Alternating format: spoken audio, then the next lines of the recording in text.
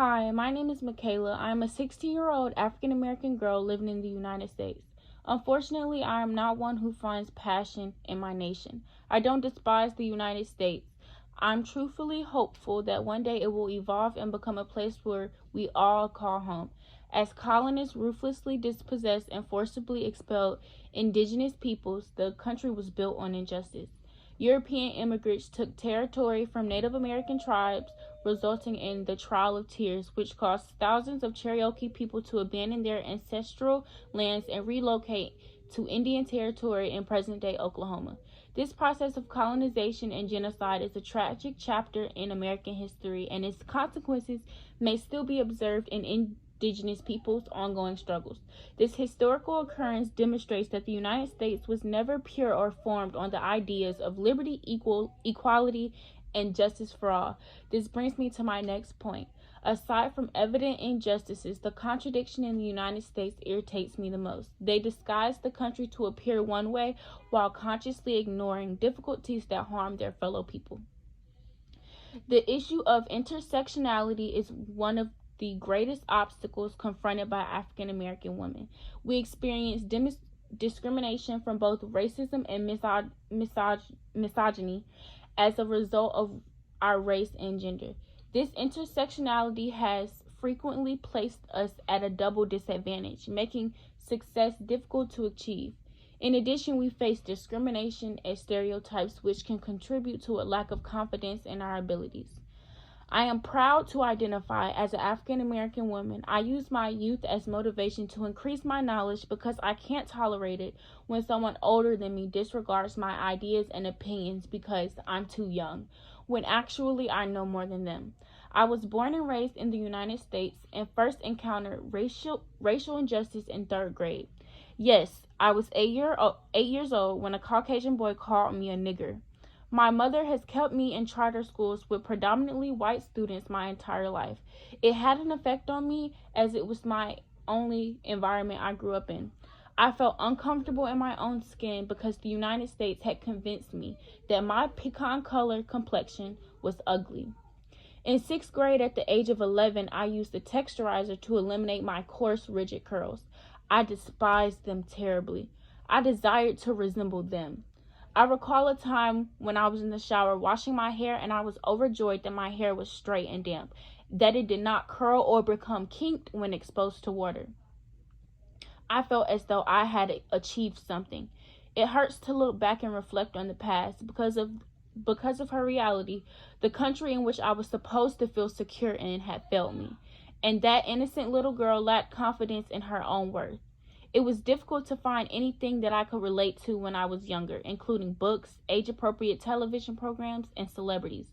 Perhaps it was my own fault for not looking, but I was more likely to encounter a white, blonde, blue-eyed woman than a black, all-natural woman. In retrospect, I do not blame my mother for keeping me in these environments. We've had conversations about it, and she always assures me that she did it for my own good. She told me that if she hadn't enrolled me in these schools, I wouldn't be as wise as I am now. She did not enroll me in public school because she was aware that they were predominantly black and the school system would not advocate for them. They don't want to see black kids get ahead or be smart. That's why you don't see a lot of white people in public schools, my mother said.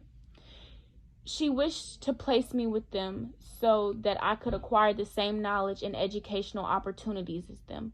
I now appreciate my mother's decision because honestly, I don't believe I would be able to write or speak so eloquently about this emotional message.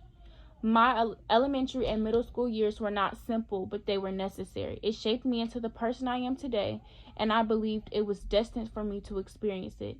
It has made me strong, confident, and wise. I take comfort in the fact that the younger version of myself would be so proud of me. In addition to my ethnicity, my challenges also stem from my gender. The gender roles that the United States have established affect me and many other women. This consists of limited career opportunities. Gender roles dictate that it is the responsibility of women to bear and care for children. This makes it difficult for women to pursue long-term career opportunities as they must take time away from work to care for their families. 2. Gender-based violence. Gender roles often define men as dominant and women as subservient. This leads to a power imbalance where men may use violence to assert their dominance over women, either within the household or outside of it. 3. Unequal pay. Despite making up a large part of the workforce, women are often paid lower wages than men for the same work. This is due to gender roles dictating that women are not the primary breadwinners and therefore do not require the same level of compensation as men. 3. Domestic burdens. Women are often expected to take on the majority of the domestic work, including cooking, cleaning, and caring for children. This can be a significant burden, particularly when combined with work outside of the home. 5. Lack of political presentation. Gender roles also prevent women from accessing political power, resulting in a lack of representation for women's issues and concerns. There are many additional things that spring to mind. The domestic responsibilities of women are so demanding. It is so detrimental to society that it seems to be ingrained in both men and women, to the point where women feel compelled to pass it on to their daughters.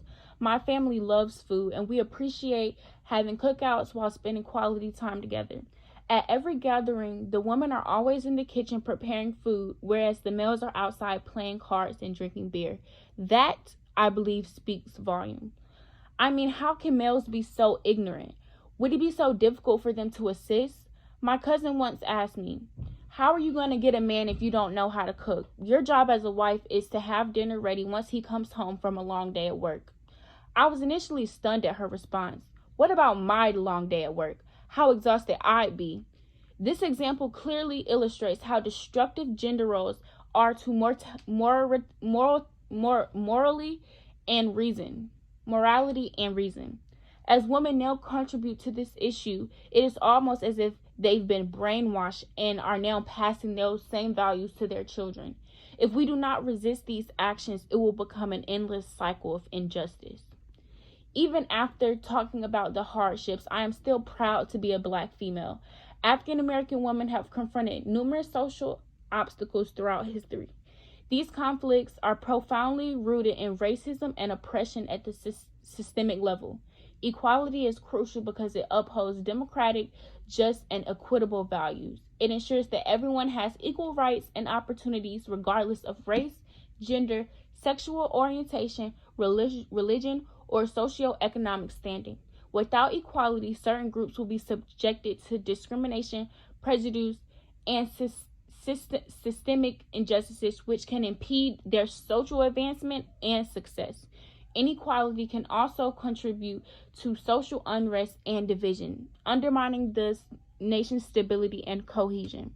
As America strives to create a society that is fair and just for everyone, ensuring equality is essential and its development and progress. It is time to restore humanity in the United States. If not for yourself, then for the next person.